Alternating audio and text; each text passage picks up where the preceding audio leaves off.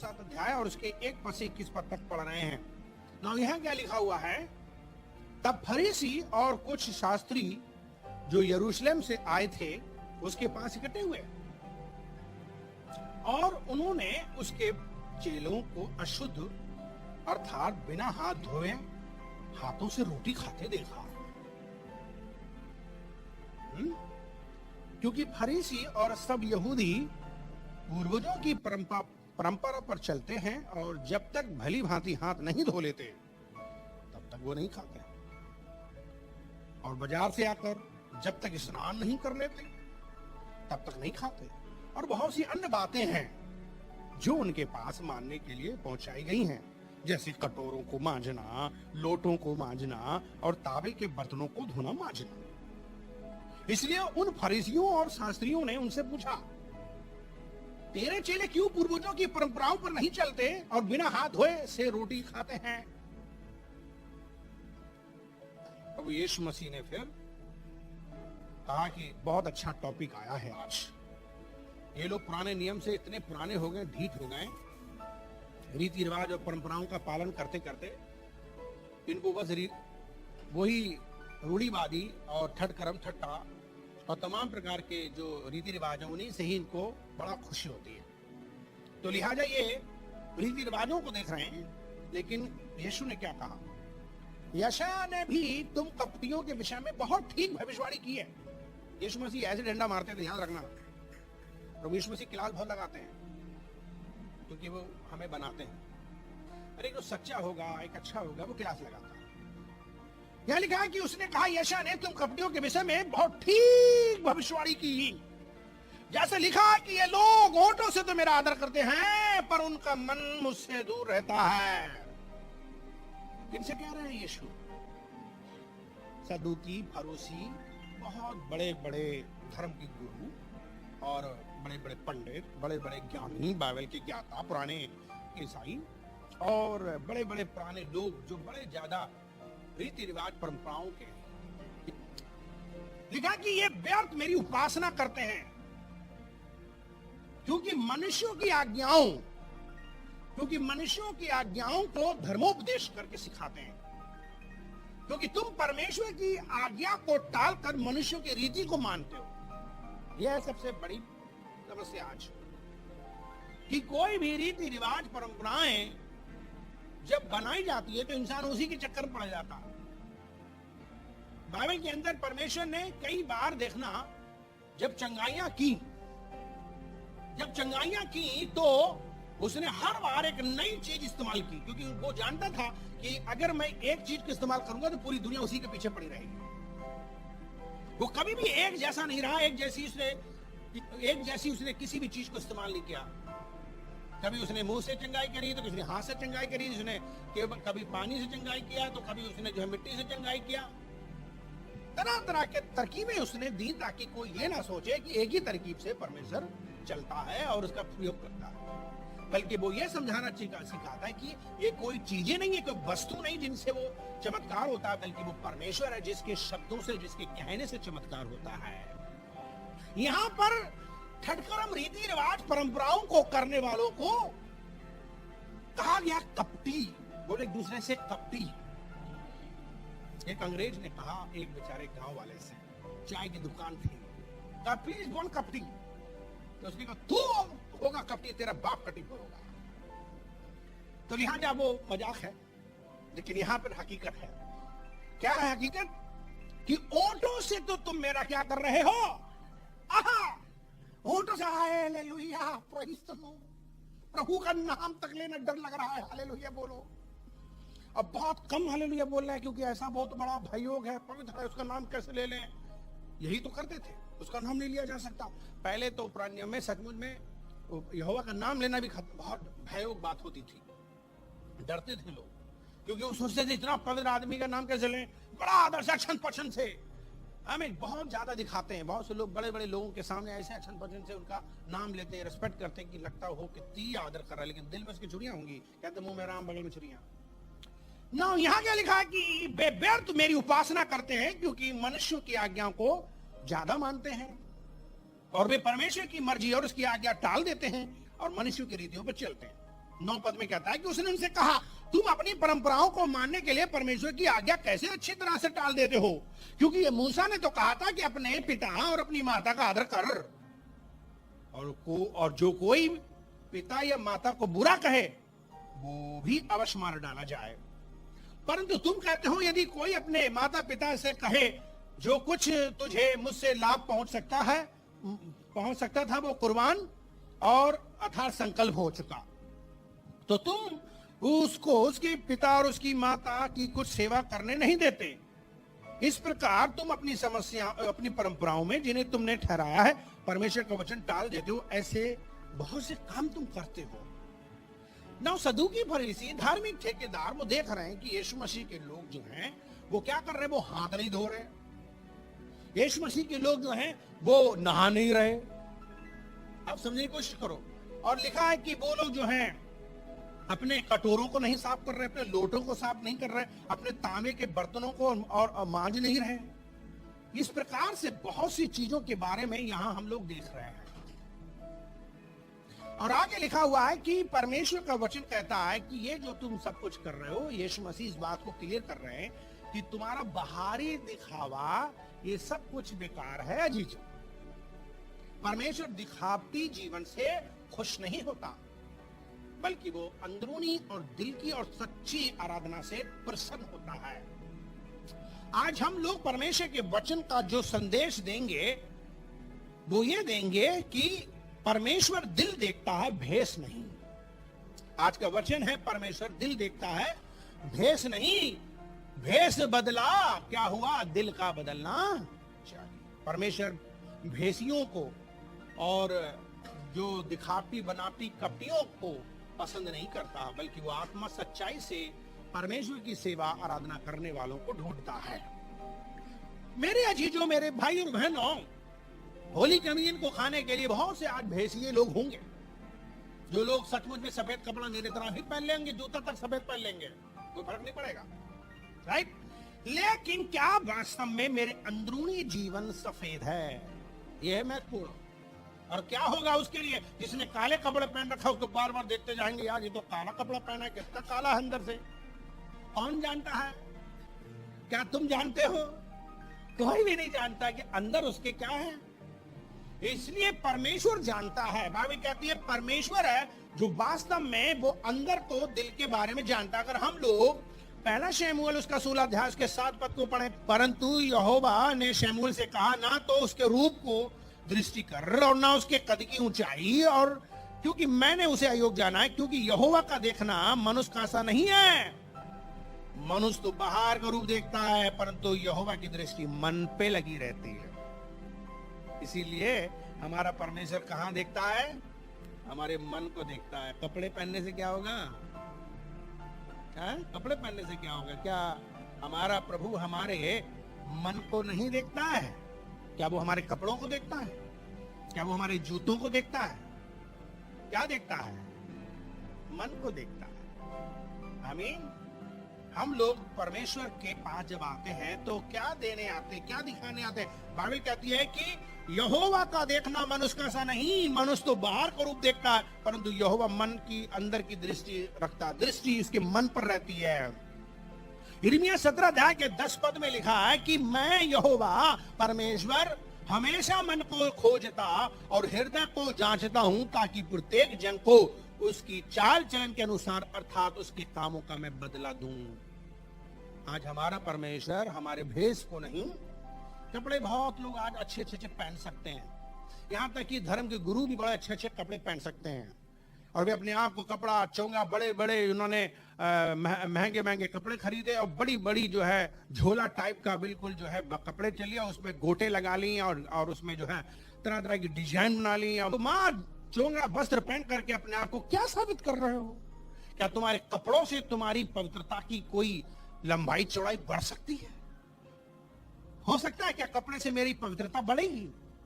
बिल्कुल नहीं बढ़ेगी। तो परमेश्वर कपड़ों से भी ज्यादा मेरे अंदरूनी जीवन के बारे में वो क्या कर रहा है? दिख रहा है। पर इसका मतलब मैं बिल्कुल नहीं कह रहा हूं कि नहा के कोई ना आए और ना साफ कपड़ा पहने, प्लीज मैं माफ कीजिएगा, वो चीज प्रॉब्लम हो जाएगी, क्योंकि आप मनुष्य हो, आपके लिए साफ सुथरा रहना है। ये कई बार हम लोग जब बहुत ज्यादा अपने आप को वस्त्रों से हम जब सजा लेते हैं तो सोचते हैं कि हम बहुत धर्मी और बहुत पवित्र हो गए। अभी हम क्रूस डाल लें तो हम लोग सोचेंगे वाह ये क्रूस कितना बड़ा है मेरे पास। जितने भी लोगों को मैंने क्रूस पे टांग के देखा है, वे शराब पी रहे हैं, वे पिक्चर सिनेमा देख रहे हैं, वे लोग जमीन प्रॉपर्टी बेच रहे हैं चर्चों की। आज के जमाने में ये जरूरी नहीं कि क्रूस लगा लिया तो तुम बड़े भक्त हो गए, कपड़े पहन लिए तो तुम बड़े भक्त हो गए। आज के जमाने में ये नहीं है कि आप सचमुच में रीति रिवाज परंपराओं का पालन कर रहे हो तो बहुत बड़े हो गए। अजी जो बात समझो, यीशु मसीह क्या कह रहे हैं, वो चेलों को समझा रहे हैं, वो सदूकी फरीसियों को बता रहे हैं कि तुम जो है क्या कर रहे हो कि तुम जो हो पुती हुई कब्रें हो, चूना से क्या हो, पुती हुई कब्र हो, ऊपर से टीप टॉप है लेकिन अंदर से बदबू और सड़ाहट भरी हुई है। आज बहुत से ऐसे ही लोग हैं जो कपड़ों से अपने आप को अच्छा बना रहे हैं लेकिन अंदर उनकी जिंदगी में बदबू भरी हुई है। इसलिए परमेश्वर हमारे दिलों को देख रहा है और हमारे मनों को देख रहा है, और वो कहता है कि यूहन्ना उसका 4 अध्याय और उसके 23 और 24 पद में कि वो समय आता है और अब भी है जिसमें सच्चे भक्त पिता का भजन आत्मा और सच्चाई से भजन करेंगे, क्योंकि परमेश्वर आत्मा है और अवश्य है कि उसकी भजन करने वाले कैसे करें, आत्मा और सच्चाई से।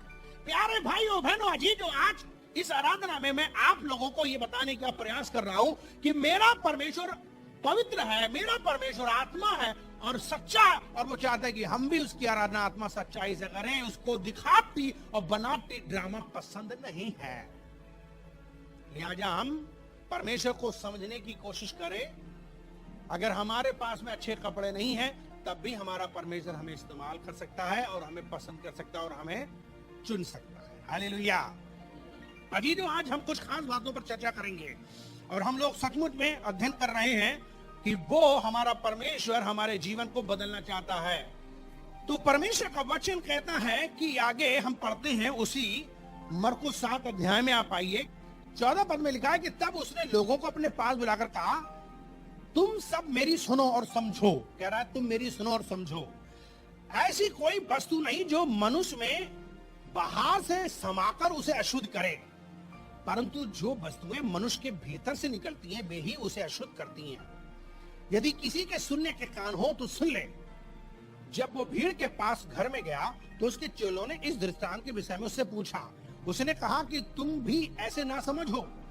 उसने कहा क्या तुम नहीं समझते कि जो वस्तु बाहर से मनुष्य के भीतर जाती है वो उसे अशुद्ध नहीं कर सकती, क्योंकि वो उसके मन में नहीं परंतु पेट में जाती है और संडास से निकलकर बाहर आ जाती है। ये कहकर उसने सब भोजन वस्तुओं को शुद्ध ठहराया। फिर उसने कहा कि जो मनुष्य में से निकलता है वही मनुष्य को अशुद्ध करता है, क्योंकि मनुष्य भीतर से अर्थात मनुष्य के मन से बुरे बुरे विचार, व्यभिचार, चोरी, हत्या, परस्त्री गमन, लोभ, दुष्टता, छल, लुचपन, कुदृष्टि, निंदा, अभिमान, मूर्खता निकलती है। सब बुरी बातें भीतर से निकलती हैं और मनुष्य को अशुद्ध करती हैं। आपने समझा? कितने लोगों ने समझा ये बात? ना प्रभु यीशु मसीह क्या कह रहे हैं? प्रभु यीशु मसीह ये कह रहे हैं कि वो सचमुच में चाहता है कि कोई भी इंसान दिखावटी बनावटी ढोंगी ना हो, बल्कि आत्मा और सच्चाई से वो परमेश्वर का भजन कीर्तन करने वाला जन हो। वो पुराने नियम में मना था कि अशुद्ध मीट खाना, यहाँ तक कि पोर्क को खाना भी बिल्कुल मना किया गया, देखना भी मना किया गया है पुराने नियम में। लेकिन आज नया नियम में दोनों हाथों से लोग खा रहा है। क्यों खा रहे हो? क्योंकि यीशु मसीह ने कहा कि दुनिया का कोई भी खाना तुम्हें अशुद्ध नहीं करेगा, यानी कि किसी भी चीज से अशुद्धता नहीं होती है। अगर इंसान का जीवन अंदरूनी जीवन अशुद्ध होता है तो वो होता है इंसान के अंदर की जो चीजें निकलती हैं, जो हमने अभी 21 पद में पढ़ा 7 अध्याय के लिखा है, अर्थात भीतर से मनुष्य के मन से बुरे विचार, व्यभिचार, चोरी, हत्या, परस्त्री गमन, लोभ, दुष्टता, छल, लुचपन, कुदृष्टि, निंदा, अभिमान, मूर्खता निकलती है। इन सब चीजों से जो इंसान के अंदर से आती है, इससे इंसान अशुद्ध होता है। आप समझ गए किससे अशुद्ध होता है? किससे अशुद्ध होता है? अंदर से जो गंदी चीजें निकल रही हैं, यानी कि अगर हमने मीट खा लिया तो कोई भी अशुद्ध नहीं होता है। आप समझ गए हमारी बात? अगर हमारे कपड़े भी गंदे हैं तो इससे हम अशुद्ध नहीं होते हैं, याद रखो। और हमारा परमेश्वर इस योग है कि अगर हमारे कपड़े गंदे भी हों तो उसकी पवित्रता खराब नहीं होती है हमारी गंदगी से, कपड़ों की।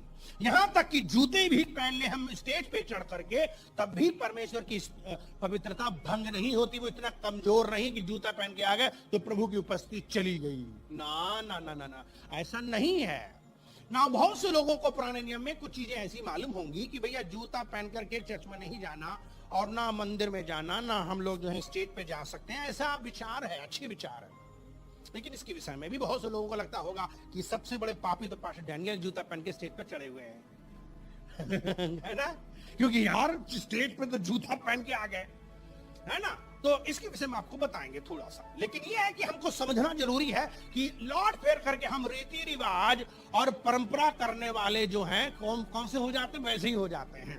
आज ये जो पुराने नियम में अशुद्ध मीट खाने को मना किया, पर यीशु मसीह आए और उन्होंने कहा मीट अशुद्ध नहीं करता, बल्कि मन से गंदी बातें, बुरी सोच, बुरे काम इंसान को अशुद्ध करता है। पुराने नियम में नहाने धोने के बारे में बहुत कहा गया था कि तुम जब परमेश्वर के घर में आओ तो खूब नहाना धोना, यहां तक कि कोई भी चीज छू रहे हो परमेश्वर की उससे पहले खूब नहा धोना। लेकिन नए नियम में परमेश्वर ने कहा कि भले खूब नहा लो, लेकिन दिल में मैल हो तो कोई फायदा नहीं होगा।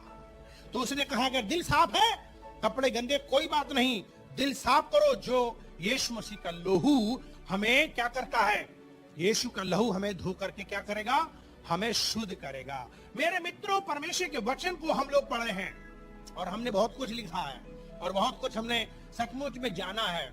और हकीकत में ये बात को अच्छी तरीके से जान लो कि कपड़ों के पहनने से परमेश्वर कोई भी फर्क नहीं पड़ता। लाल, पीले, काले, जैसे भी कपड़ा पहनना चाहो, प्रभु को रंग बिरंगों कपड़ों से कोई प्रॉब्लम नहीं होती। यहां तक कि अपने बालों को भी काला पीला कर लो से कोई प्रॉब्लम नहीं होती है।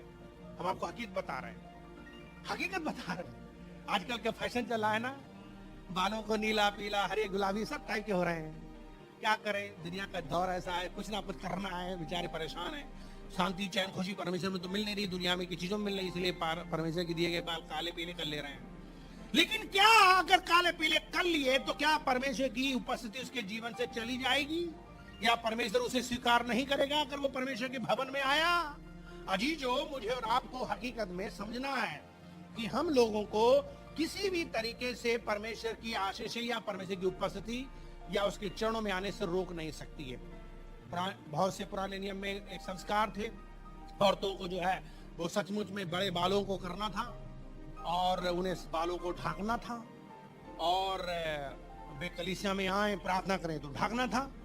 ये सारी चीजें एक रीति रिवाज, परंपराओं का एक सिस्टम है और वो कल्चर है। वहां का बेश्याएं औरतें ही सिर खोल करके अपने बालों को रखती थीं और ये पहचान हुआ करती थी बेश्याओं की, जो बाल खोल करके घूम रही है वो बेश्या है। इसलिए लोग सीटी मार देते, आंख मार देते और वहां पर माहौल खराब होता था। चर्च चल रहा है और वहां से जो नशेड़ी थे वो सीटी मार रहे हैं और खिड़की से लपक रहे हैं। नो, वो जो बाल खुली उसको भेजो, इसको भेजो। वो यही सोचते थे कि यार वो तो बेश्या है, ये तो पैसे लेगी और हमारे संग चलेगी। वहां डिस्टर्बेंस होता था प्रचार करते करते। तो पौलुस ने कहा कि सुनो, ये सड़क के किनारे हम लोग आराधना कर रहे हैं, प्रचार कर रहे हैं और यहाँ पर माहौल बड़ा खराब है, इसलिए आप लोगों को जो है मैं चेतावनी देता हूँ कि अपने बालों को ढक के रखो। फिर उसने बिब्लिकल एक सिद्धांत तरीका समझा और वो चीज पौलुस ने लिखा, पौलुस के नियम थे, पौलुस का एक तरीका था। और वो कुरिन्थियों की कलीसिया के लिए, वो गलतियों की कलीसियाओं में जहां बहुत ज्यादा गलतियों की कलीसिया में विचार होता था ना। सिस्टम को समझो, कहीं भी ना तो पुराने नियम में और ना तो नए नियम में यीशु ने कभी नहीं कहा, ना उन्होंने कभी ऐसी शिक्षाएं दी। लेकिन कभी कभी हम लोग अपने कल्चर के अनुसार, अपने देश के अनुसार हम बनाते हैं जहां जिसकी जैसी आवश्यकताएं होती हैं, और उसमें कोई बुराई नहीं है अगर हमारे देश के अनुसार, जैसे अपने देश में साड़ियां पहनते हैं और लंबे लंबे कपड़े पहनते हैं, लेकिन कुछ देशों में आधे कपड़े पहन के घूम सकते हो, वहां कोई किसी को प्रॉब्लम नहीं है। लेकिन अगर हमारे यहाँ आधे कपड़े पहनने लगे तब फिर देखो सीटी बजेगी और साथ साथ कुछ और भी बजेगा। लेकिन अजी जो हम अपने कल्चर के अनुसार क्या कर रहे हैं, संभल कर चल रहे हैं। हालेलुया। उसी हिसाब से हम लोग कपड़ा पहन रहे हैं। जब हम पास आर्डर के देश में जाते हैं, वहां वास्तव में इतने फ्री हैं कि वहां पर छोटे कपड़े और ज्यादा से ज्यादा छोटे कपड़े पहन के चले जाते हैं और किसी को तकलीफ नहीं होती। लेकिन आदमी वहां पर उल्टा है, वहां पूरे पहने का, चाहे गर्मी क्यों ना हो, वो कभी भी हाफ पैंट नहीं पहन सकता। अगर उसने हाफ पैंट पहन लिया तो लोग देखो लड़की जा रही है। आप समझ गए मेरी बात? कल्चर के हिसाब से हम लोग कर रहे हैं। लेकिन हकीकत में अगर मान लो आप हाफ पैंट पहन करके चर्च में आ जाते हो, मान लो, क्या परमेश्वर उसे स्वीकार नहीं करेगा? करेगा या नहीं करेगा? बोलो, क्या परमेश्वर की भक्ति में उसको प्रॉब्लम होगी? मान लो बहुत गर्मी है, पसीना से छूट रहे हैं, फिर कपड़े थोड़े थोड़े क्या होते हैं, आस्तीनें कट जाती, इतनी हो जाती हैं, नहीं, और नीचे भी जो है बहुत छोटे होने लगते हैं क्योंकि बहुत गर्मी है। तो हम लोग क्या करते हैं, परमेश्वर की क्या स्तुति नहीं कर सकते हैं? क्या परमेश्वर नहीं सुन सकता? आज ही जो परमेश्वर हमारे रीति रिवाज, बाहरी दिखावटापन से परेशान है। आज ज्यादातर लोग वही सोच रहे हैं कि रीति रिवाज परंपरा कर लो और बस खुश, अंदर कुछ भी रखो, मैल रखो, कपट रखो, चर्च में जाते बड़े भक्ति हो, जूता उतारो, बाहर से उतार दे, कुछ लोग यही उतार दे, कुछ यहाँ, अरे तुम यार यहाँ तक पहन के आ गए तो यहाँ क्या प्रॉब्लम है? लेकिन नो नो नो, यहाँ पे नहीं, यहाँ पर ज्यादा पवित्रता है। किसने कहा? कौन कह रहा है? बाइबल कहती है मनुष्य के हाथ के बनाए मंदिर में मैं रहता ही नहीं हूँ। हमारा परमेश्वर को ईंट गारों का परमेश्वर नहीं है, वो हमारा दिल का परमेश्वर, वो अंदर रहना चाहता है। आमीन। उसने कहा कि मैं कभी भी हाथ के बनाए हुए मंदिरों में नहीं रहता। लेकिन लोग आज नहीं आते हैं, वो सोचते हैं हाँ ये जगह, वो जगह, वहां। हम लोग इस तरीके का जीवन जीने वाले ना हो। दिखावटी, बनावटी, नौटंकीबाज नहीं होना चाहिए हमें। क्योंकि आप जूता उतार के मान लो यहाँ आ जाओ, हटो हाँ यार, मैं जूता उतार देता हूँ, ओह प्रभु वहां है, जय हो तेरी प्रभु। लेकिन मैं अंदर बैठ के कि गंदे विचार ला रहा हूं, मैं आंख मार रहा हूं, मैं नशा पी रहा हूं, बीड़ी पी रहा हूं, सिगरेट पी रहा हूं, लेकिन मैंने प्रभु के लिए नाम से जूते उतार दिया, होली हो गया मैं। क्या मेरे जिंदगी में जूता उतार के कुछ फर्क आया? यहां से उतार के मैंने एक को चांटा मारा, अपनी बीवी को मारा, और मैंने गाली मारी और चोरी करी, पैसा का हेर फेर करा, मेरी लाइफ ठीक है क्या? बताओ। इसके बजाय कि मैं कुछ ना करूं, और लेकिन फिर भी मैं क्या करूंगा, जूता पहन करके मैं प्रभु की उपस्थिति में थरथर कांपते हुए, और बड़ा पवित्रता, प्रभु मुझे अपने लहू से धो दे और मैं सारे अपराधों से मैं दूर हो जाऊं। क्या मेरे जूते से कोई प्रभु को प्रॉब्लम है? बताओ। प्रभु ओह कॉपी जूता है ये, इसके अंदर शैतान भरा हुआ है, तो हम सब क्यों पहन रहे हैं? हमारे जूतों से कोई भी प्रभु को, चप्पलों से कोई प्रॉब्लम नहीं है। क्योंकि ये जगह जो हमने इसको नियुक्त करी है, इससे भी ज्यादा जो उसका पुलपिट और जो उसका स्टेज है, वो मेरा हार्ट है, मेरा दिल है। हालेलुया। जहां परमेश्वर मेरे अंदर बसता है। हालेलुया। झूठी और दिखाती और बनावटी टीचिंग से सावधान रहो, यीशु ने कहा। यीशु ने कहा सावधान रहो। मत्ती 6 अध्याय में क्या लिखा है? लिखा है सावधान रहो। बोला दूसरे से सावधान रहो। तुम मनुष्यों को दिखाने के लिए अपने धर्म के काम ना करो, नहीं तो तुम अपने स्वर्गीय पिता से कुछ भी नहीं पाओगे। हालेलुया। ना यहाँ दान देने के बारे में कहा गया है, यहाँ प्रार्थना करने के बारे में कहा गया है, यहाँ पर उपवास प्रार्थना करने के बारे में कहा गया है, कोई भी धर्म कर्म के काम करने को कहा गया है कि अगर तुम दिखाने के लिए कर रहे हो तो सब बेकार है। यहाँ तक कि प्रार्थना भी तुम दिखा दिखा के कर रहे हो, बेकार है। वचन पढ़ रहे हो दिखा दिखा के, सब बेकार है। उपवास कर रहे हो दिखा दिखा के, सब बेकार है। दान भी दे रहे हो, सबको दिखा दिखा के सब कुछ बेकार है। बाइबल कहती है मनुष्यों को दिखाने के लिए मत करो। ओहो दिखाने के लिए लोगों ने जूते उतार दिए और झुक दिए, और वो भैया बड़ा पवित्रता, ओहो खड़े हो गए ऐसे, स्वर्गदूत खड़ा है, लेकिन अंदर कपट मैल, अपने भाई से, अपनी बहन से, ओ सबसे कपट बैर रखा हुआ है। क्या फायदा निकलेगा? अरे तुमने केवल प्रार्थना जोर से नहीं की, तुमने जो है उपवास प्रार्थना नहीं जोर से की, चलो ठीक है, नहीं बताया, बड़ा अच्छा है। तुमने जो है अपने आप को खूब नहाया धोए, खूब मांझे बर्तन अपने, ठीक है, अच्छी बात है, लेकिन क्या दिल को साफ किया आपने? क्या मन को साफ किया जिसमें वो बसता है? अरे आप अपने लोटों को, अपने बर्तनों को खूब धो मांझ रहे हो, अपने घरों को खूब धो रहे हो, और अपने पैरों को खूब धो रहे हो, नीचे से ऊपर धो रहे हो, लेकिन दिल धो रहे हो क्या? मन धो रहे हो जिसमें परमेश्वर बसता है। अजी जो आज बहुत महत्वपूर्ण चीज है, इससे पहले कि हम प्रभु भोज में जाएं, बाइबल कहती है परमेश्वर दिल देखता भेष नहीं। वो कहता है कि दिल का बदलना जरूरी है, बजाय कि हम भेष रख करके नौटंकी करें। मेरे मित्रों, मुझे और आपको सावधान होना है। बाइबल कहती है पहला यूहन्ना उसका 4 अध्याय के 20 पद में, यदि कोई कहता है कि मैं परमेश्वर से प्यार करता हूं लेकिन किसी भाई या बहन से घृणा करता है तो वो झूठा है और वो दिखावा करता है, वो परमेश्वर का जन नहीं है। अजीजो, पहला यूहन्ना उसका 2 अध्याय के 9 पद में भी हम लोग देखते हैं कि वहां लिखा है कि अपने भाई से वो बैर करता है। अजीजो, कुछ बातें हैं जो कि मैं आपको एकदम बता देता हूं दिखावटी जीवन के बारे में। कुछ लोग बड़ा दिखावा कर सकते हैं, वो अच्छे कपड़े पहन सकते हैं, जूते उतार के वो जो है मंदिर चर्च में और पुलपिट में नहीं आते होंगे। मेरे मित्रों, हकीकत को हम आपको बता दें, लेकिन वो अपने भाई से बैर कर रहे होंगे। वो दूसरों को जो है गालियां देते होंगे, जीभ पर लगाम नहीं कर रहे होंगे। क्या फायदा है अगर मेरी जीभ गंदी गाली दे रही है लेकिन मैं जूता उतार के ऊपर आ रहा हूं? क्या फायदा है बताओ? बहुत से लोग ऐसे भी हैं जो शराब पी के अपने लेटे, लेकिन ऊपर जब जाएंगे जूता पहन के नहीं जाएंगे साहब। नो, बड़े पवित्र जगह है वो। अच्छा, तो वो क्या करते हैं? दिखाने के लिए कर रहे हैं, वो जूता उतार दे रहे हैं। वे लोग जो हैं और भी बहुत कुछ ऐसे नहीं कर रहे हैं, लेकिन वो क्या कर रहे हैं? एक दूसरे पे दोष लगा रहे हैं। तो बाइबल कहती है कि वो ओंठों से तो मेरा आदर कर रहे हैं। किससे कर रहे हैं मेरा आदर? 15 अध्याय में आइए, मत्ती 15 अध्याय में आइए और उसके 7 से 9 पद में लिखा है। तो परमेश्वर का वचन क्या कहता है कि ओंठों से तो कर रहे हैं लेकिन दिल में परमेश्वर की कोई उपस्थिति नहीं है। तो अजीब बहुत सी बातें हैं, भाइयों से बैर रखना, गलत सलत काम करना, चोरी करना, लड़ाई करना, झगड़ा करना, जो हमने मरकुस 7 अध्याय में जो एक लिस्ट हमने 21 से 22 तक पाई है, क्या वो हमारे अंदर है? मान लो हमने कपड़े पहन लिए बड़ा साफ सुराख, मान लो हम बहुत बढ़िया होकर के आ गए हैं यहाँ, लेकिन क्या हमने अपना जीवन को चेक किया? क्या कर रहे हैं हम लोग? क्या कर रहे हैं हम लोग? अगर हमारे अंदर गालियां हैं, हमारे अंदर बुराइयां हैं, हमारे अंदर चोरियां हैं, हमारे अंदर झूठ कल है, लिखा है ना, सब लुचपन है, छल है, दुष्टता, अभिमान है ना, मूर्खता की बातें, ये सब भरी हुई हैं, तो क्या हमारा दिल सही है? क्या हम परमेश्वर की नजरों में सही हैं? क्या करना है हमको बताइए? भेष बदलना है या दिल बदलना? बोलो, हमें क्या करना चाहिए?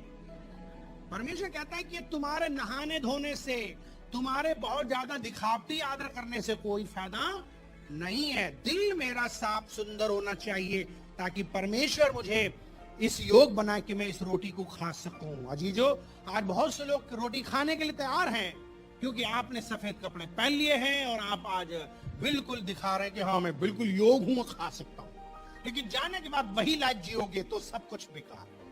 अजीजो, आज अपनी जिंदगी को जांचो। लूका उसके 11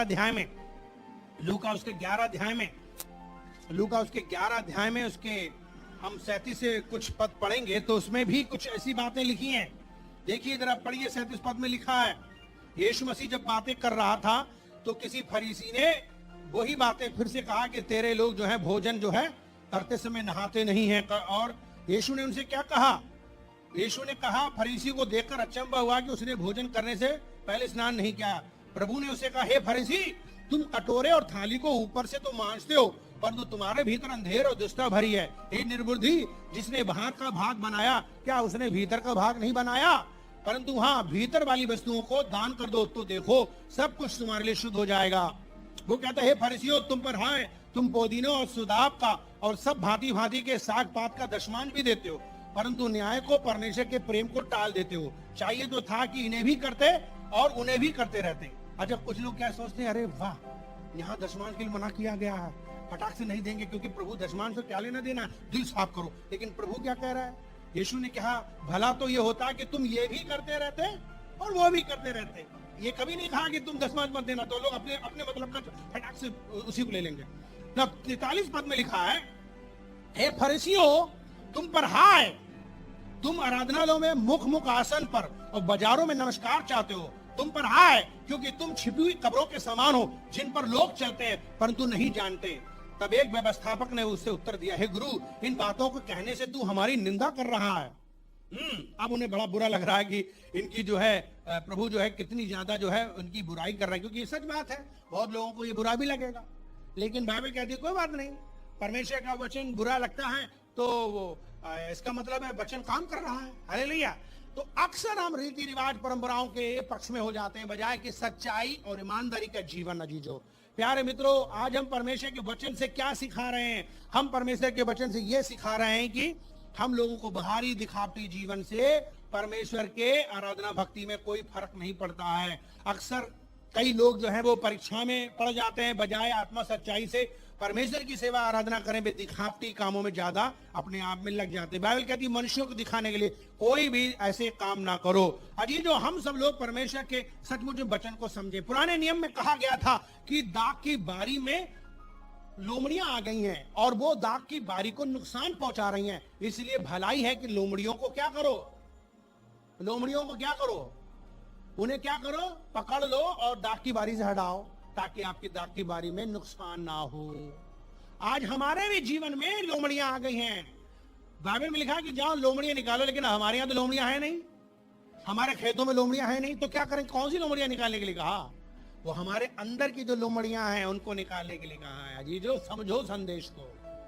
जब प्रभु यीशु मसीह ने एक बात अपने चेलों को पैर धोते हुए कहा कि तुम भी जाके पैर धो जैसे मैंने तुम्हारे पैर धोए, तो क्या सब लोग बाल्टी मग्घा तौलिया लेके हर जगह घूम रहे हैं?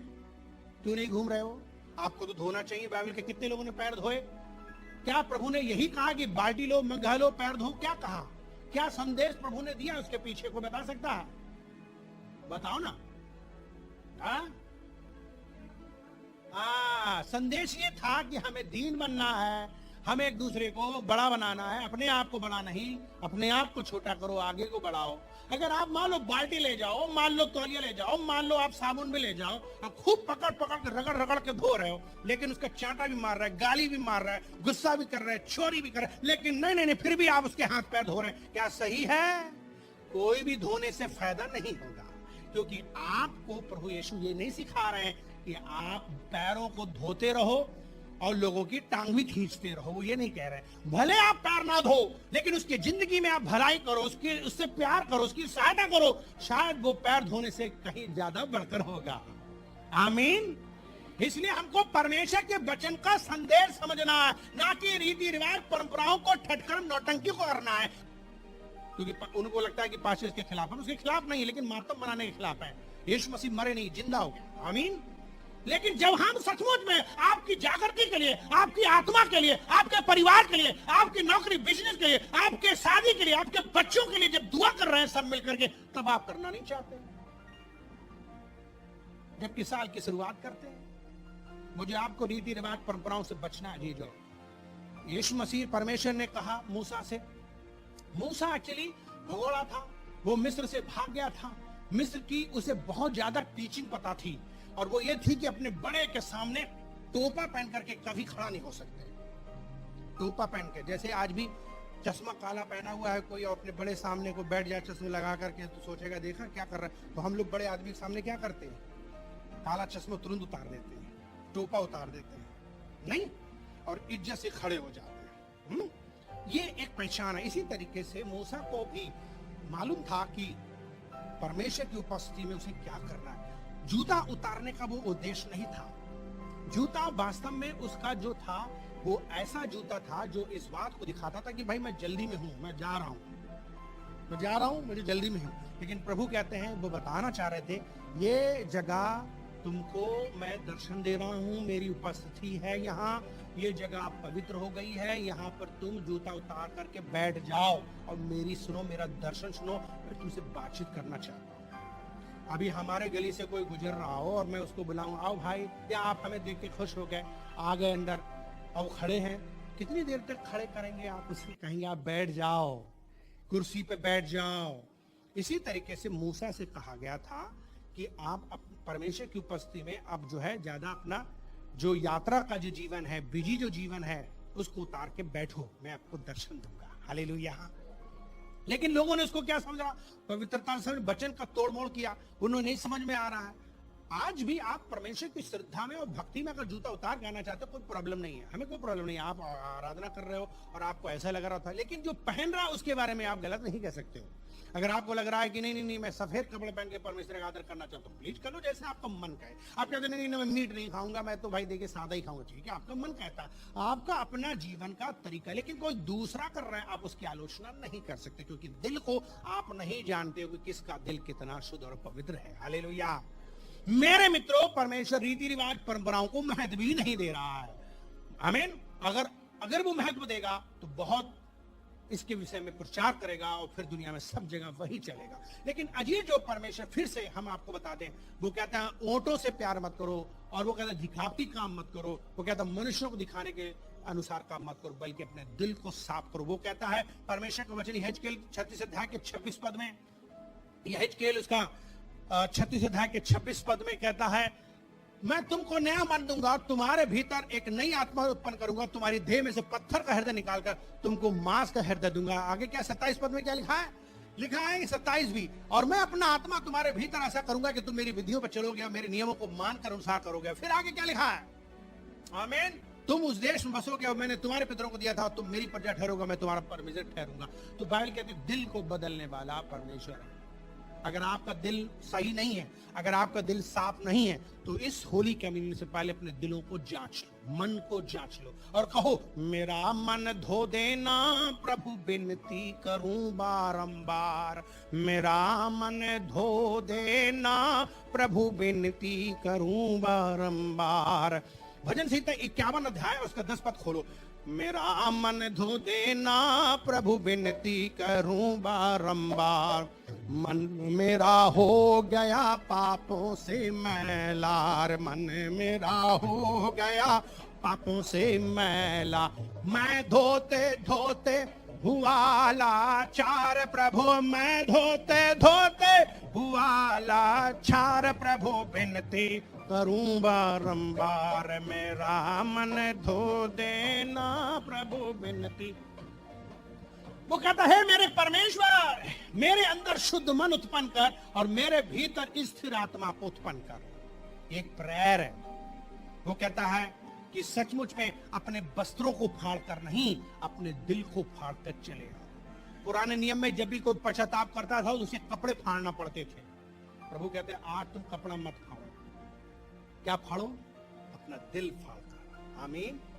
अजीजों, हमारे कपड़े फाड़ने से हमारी आत्मिकता बढ़ेगी नहीं, हमारे बर्तनों को मांजने से हमारी आत्मिकता बढ़ेगी नहीं, हमारे हाथ पैर धोने से, नहाने से आत्मिकता नहीं बढ़ेगी, धर्म कर्म के कोई भी काम करोगे उससे नहीं बढ़ेगी। अगर आप जूता उतार के भी स्टेज पर चढ़ते हो तो इससे भी आत्मिकता नहीं बढ़ेगी। जो जूता उतार के ऊपर आ रहा है वो बहुत बड़ा नहीं बन रहा, और जो जूता पहन के ऊपर चढ़ा वो कोई पापी नहीं हो रहा, ना कुछ छोटा हो रहा, ना प्रभु उसको छोड़ रहे हैं। लेकिन ये बात सच है कि अगर आप आदर करना चाहते हो, आदर करो, कोई बात नहीं, प्रभु उसको स्वीकार करेगा। लेकिन इसकी वजह से आपकी भक्ति पे कोई फर्क नहीं पड़ेगा, बल्कि आपके अंदर जो अंदर काम हो रहे हैं, गंदे काम, लुचपन, चोरी, झूठ, लड़ाई झगड़ा, गुस्सा, व्यभिचार, गंदे, उनसे फर्क पड़ता है आपकी आत्मिक जीवन का। जितना भी जो कुछ भी कर रहे हो यीशु के नाम से, वो आपके लिए अच्छा है। आमीन। अगर आप इसलिए कर रहे हो कि प्रभु की महिमा मिले, तो आपका करना अच्छा, और वही आराधना आपकी, और वही आत्मा सच्चाई से, आमीन, उसको अच्छा लगना चाहिए हर एक काम करने। मेरा कहने का मतलब यह है कि हम लोग अपने बाहरी जीवन को ज्यादा साफ करके सोचें कि वो बहुत ज्यादा उससे पवित्रता होगी, और अंदर का साफ नहीं करेंगे चलेगा, वो नहीं हो सकता। एक पल को बाहरी आपका जीवन, मान लो गंदे कपड़े हो, नहाएंगे धोएंगे नहीं, जूता भी पहन के आ गए और आधे कपड़े भी पहनकर आ गए, फर्क नहीं पड़ेगा। अगर आपके अंदर मैल है उससे फर्क पड़ेगा। तो क्या करना चाहिए? वचन का मतलब क्या निकला आज बताओ? हाँ, भेष नहीं, दिल का बदलना चाहिए। कितने लोग समझ गए? आज के प्रचार खड़े हो जाए, जो नहीं समझे वो बैठे रहे हैं। हालेलुया। क्या करना चाहिए मुझे? बाइबल कहती है कि मुझे अपने यीशु का लहू हमें सब पापों से शुद्ध करता है। क्यों ना हम अपने प्रभु से कहें, प्रभु मुझे धो दे अगर मैंने गाली दी, हे प्रभु मैंने चोरी की, हे प्रभु मैंने लड़ाई की, झगड़ा किया, गुस्सा किया, चिल्लाया, रोया, मैंने जो हाथ पैर चलाए, मैंने बहुत कुछ किया होगा। मैं अपने गुनाहों की माफी मांग सकता हूँ।